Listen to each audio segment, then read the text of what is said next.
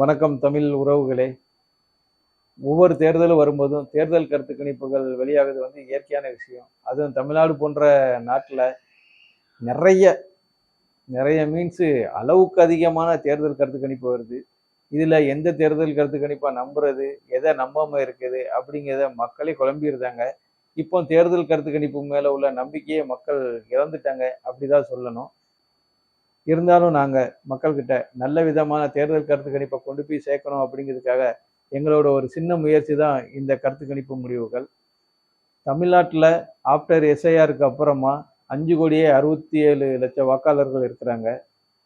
இந்த வட்டி விஜய் ஆரம்பிச்சிருக்க புதிய கட்சி தமிழ்நாட்டில் வழக்கமாக ஏடிஎம்கே டிஎம்கேக்கு இடையில தான் போட்டி இருக்கும். இந்த தேர்தலை பொறுத்த வரைக்கும் ஏடிஎம்கே டிஎம்கே டிவிகே என்டிகே பார்த்தீங்களா, எல்லாத்துலேயுமே கே இருக்குது. எல்லாத்துக்குமே 4 முனை போட்டியாக தமிழ்நாடு இருக்குது. இதில் யாருக்கு எவ்வளோ பர்சன்டேஜ் ஓட்டு கிடைக்கும், எவ்வளோ ஓட்டுகள் வாங்குவாங்க, எத்தனை சீட்டுகள் கிடைக்கும் அப்படிங்கிறத தெளிவாக பார்க்கலாம். ஃபஸ்ட்டு ஆஃப்டர் எஸ்ஐஆருக்கு அப்புறமா 5,67,00,000 வாக்காளர்கள் சொல்லியிருந்தோம். அதில் இந்த டைம் குறைஞ்சபட்சம் 87லேருந்து 90% ஓட்டுகள் பதிவாகிறதுக்கு அதிகமான வாய்ப்புகள் இருக்குது.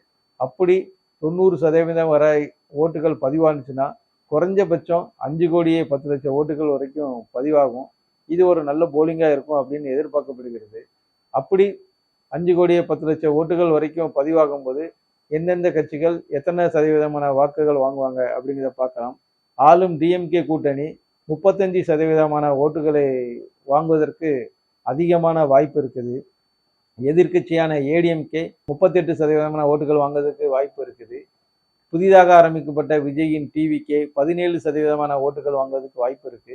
என்டிகே 8% ஓட்டுகள் வாங்குவதற்கு வாய்ப்பு இருக்கு. சரி, இப்போ சதவீதத்தில் பார்த்துட்டோம். அடுத்து எத்தனை ஓட்டுகள் வாங்குவாங்க அப்படிங்கிறத பார்க்கலாம். ஆளும் டிஎம்கே கூட்டணி 1,72,00,000 1,77,00,000 ஓட்டுகள் வரைக்கும் வாங்குவாங்க. எதிர்கட்சியான ஏடிஎம்கே 1,87,00,000 1,92,00,000 ஓட்டுகள் வரைக்கும் வாங்குறதுக்கு வாய்ப்பு இருக்குது. புதிதாக ஆரம்பிக்கப்பட்ட விஜயின் டிவிக்கே 80,00,000 1 கோடி ஓட்டுகள் வாங்குறதுக்கு அதிகமான வாய்ப்புகள் இருக்குது. என்டிகே 35,000 40,00,000 ஓட்டுகள் வாங்குவதற்கான அதிகமான வாய்ப்பு இருக்குது. சரி, இப்போ வாக்குகளும் பார்த்தாச்சு. அடுத்து எத்தனை சீட்டுகள் வாங்குவாங்க அப்படிங்கிறத பார்க்கலாம். ஆளும் டிஎம்கே கூட்டணி 109 சீட்டு ஜெயிப்பதற்கான வாய்ப்பு இருக்குது. எதிர்கட்சியான ஏடிஎம்கே 120 சீட்டுகள் ஜெயிப்பதற்கான வாய்ப்பு இருக்குது. டிவிகே 4 இடத்துல ஜெயிப்பதற்கு வாய்ப்பு இருக்குது.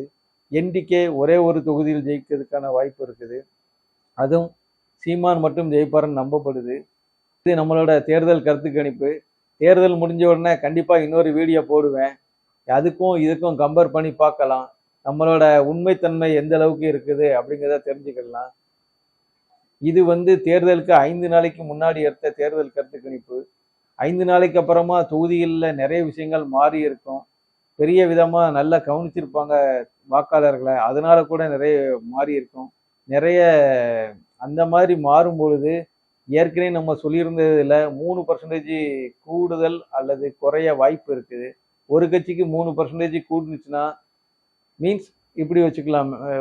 ஏடிஎம்கேக்கு 3% வாக்குகள் குறைந்தால் அது டிஎம்கேக்கு சாதகமாகவும், டிஎம்கேக்கு 3% ஓட்டுகள் குறைந்தால் அது ஏடிஎம்கேக்கு சாதகமாகவும், அல்லது ஏடிஎம்கே மற்றும் டிஎம்கே கட்சிகளின் 3% ஓட்டுகளை புதிதாக ஆரம்பித்த விஜய் அவர்களோ அல்லது சீமான் அவர்களோ என்ற வாங்கினால் இன்னும் டஃப்பான ஃபைட் இருக்கும். மீன்ஸ் ஜெயிப்பவர்களின் வாக்கு வித்தியாசம் 500லிருந்து 1000த்திற்குள்ளாக சுருக்கப்படும்.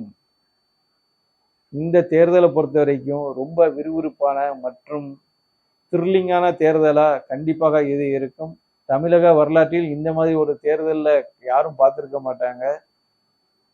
வாழ்க வளமுடன். நன்றி, வணக்கம்.